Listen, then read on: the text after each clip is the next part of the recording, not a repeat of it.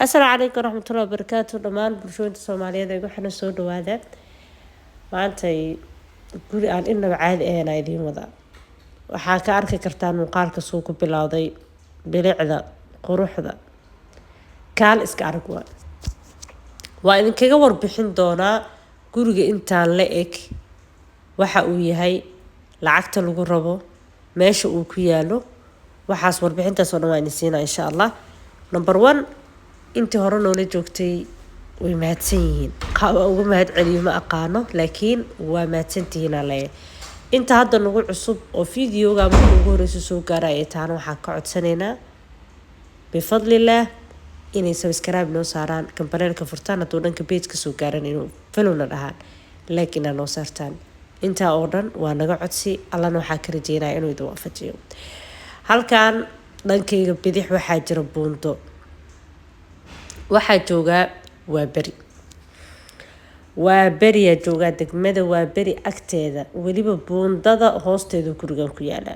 buundada waa beri hoosteeda ku yaala waa guri dhisan ka kooban 6 biyaano iyo hoos oo hadaa idin tuso aad ku cashqaraari doontaan insha Allah guriga aad loo diyaariyay loo dhisay loo qurxiyay meel wuxuuna ku yaalaa magaalada dhan walba oo uga baahatay waqti yar iyo lacag yar ee kaaga bixayso waa beri laamiga markaa ka soo leexatid Makka al-Mukarrama oo laamigan waa beri aa soo aadid mooto hadaa raacaysid gaari hadaa leedahay meesheeda waa hadii mooto aa raacaysidna meel walba magaalada uga baahatid centralku ku yaala bartamihii magaalada wax walba oo magaalka soo geli lahaa meesha aad ku xalisan lahayd gurigan ku yaala waa guri ku haboon in la dago waa guri ku haboon in qof walba oo diidayo mootaraac badan iyo bajaaj raac badan inuu ka baxo oo aad ugu istariixi doono halkan waa qaybta hoose ee dhulka macnaha guriga hoos u qodan yahay undergroundkiisa waaye waxaa loo diyaariyay meel gym inay noqoto gurigan baahiyaadkaaga oo dhan waad ka heli doontaa meeshan waxaa loogu talagalay meel gym inay noqoto oo gym laga dhigo la qalabeeyo oo maasha Allah tabarakallah laga dhigo jaranjarada markaa kor u raacdid biyaanooyinka qaabka ay u dhisan yihiin qaybaha oo apartmentiyadana waa isla arkaynaa gurigan wuxuu u dhisan yahay qaybta hoose oo ah hadda meeshan aan ka nimid oo gymka loogu talagalay iyo qayb dhulka ah oo ka kooban 3 qol iyo qayb kale oo dhulka ah oo ayadana ka kooban 2 qol iyo 6 biyaano oo apartmentiyadoodu ilaa 8 apartment camal ay ku yaalaan apartment kasto wuxuu ka kooban yahay 3 qol ama wuxuu ka kooban yahay 2 qol iyo fadhi kana tusaale kuugu ah oo hadii hal mid aragtid ayagana aragtay bay la mid tahay qaybtaan oo kaleeto sidaan u dhisan yihiin gabigood 8 apartment ee ka koreysa kan qaabkaan u dhisan yihiin jikadooda waa naqshadan qolalka waa kuwaas laba daaqadood ay leeyihiin hawo macaan mukeefku meesha ku xiran leed way ku diyaarsan tahay waa aragtaan suuliga maasha Allah tabarakallah qaybtan ama qolkan oo kale master room weeyaan oo musqul wata qayb walba marka waxay ka kooban tahay 2 qol iyo fadhi ama 3 qol qaybta ugu koreyso sagxada marka imaadid markaas aad jeclaanay buundadii waa tasawaa beri magaalada dhan markaana waxay kula noqonay macaan waa aragtaan laamiga waaye gurigan halkaan ku yaala si fiican u fahmi kartaan tilmaamtiisa qof walba oo area-daas degan waa uu ka faa'iideysan karaa hadaa kira raadinaysay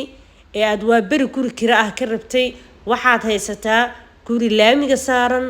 oo kaliya buundada uun deris la ah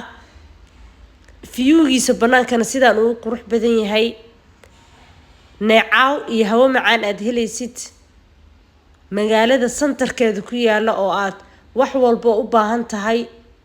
si fudud aa ku doonan karto xilli kasto habeenkii 6 saac habeenimo magaalka meel kasto aa ka tagtid meelihii ugu shidshidnaa darisay ku leeyihiin qaybtan koro sagxadda ah waad iskaga waxaa ku yaala qaybtan kore cafan waa idin dhaafay qol iyo musqul iyo jiko iyo fadhi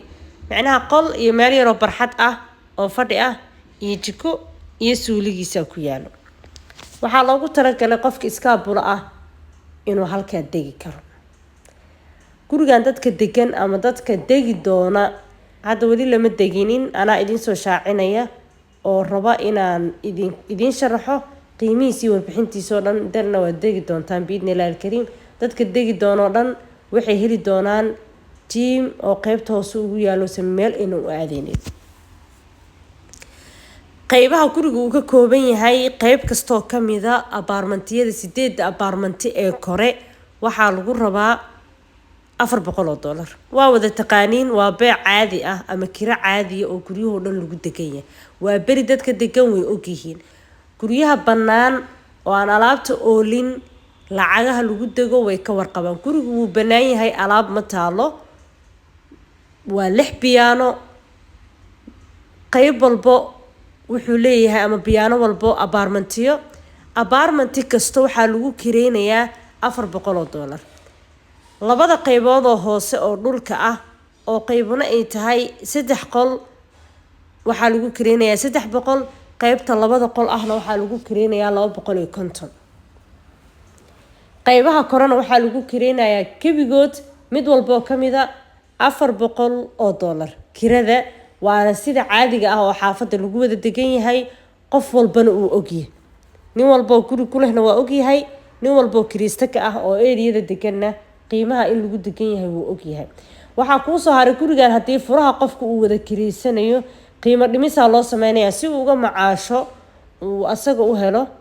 wixii faa'iido ah guriga marka qaybo walba waan idin sheegay qiimaha lagu rabo qaybtan waa qaybta koro sagxadda halkaan aragtaan qofku fadhigu dhigan karaa waa fadhigan iyo hal qol iyo hal musqul qof iskaabul ah loogu talagalay ama dad yar laba qof oo isqabta xitaa way degi karaan oo wax culays ma lahan jikadii wataa qolkina waa kana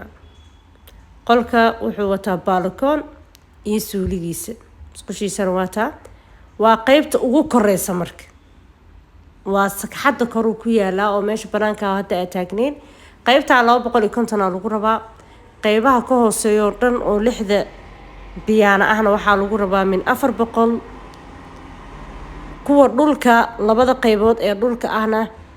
midna waxaa lagu mid 3 qolna waxaa lagu rabaa 300 tan labada qol ahna waxaa lagu rabaa 250 dabcan waa fahanteen waad aragteen waad ka begateen waa guri dhammaystiran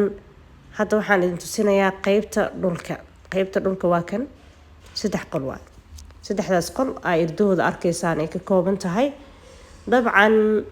qolalku iyo naqshad ahaan gurigu waa isku wada mid qof walba oo kira raba marka uu kireysan karaa qofkii raba furaha inuu wada kireystana waa laga kireynayaa laakiin furaha markii laga kireynayo kama mid ahan meesha jimka qofka iska lahaa raba inuu asaga ka shaqeysto laakiin inta kale furahooda waa lagu wareejin karaa soo dhawaada ka faa'iideysi haboon qof walba oo u baahan gurigan numberka meeshan saaran nagala soo xiriiri karaa meel caadan uu ku yaalaa waa maasantiin Soomaali Maxamed ka faa'iideysi haboon. Assalaamu calaykum wa rahmatullah.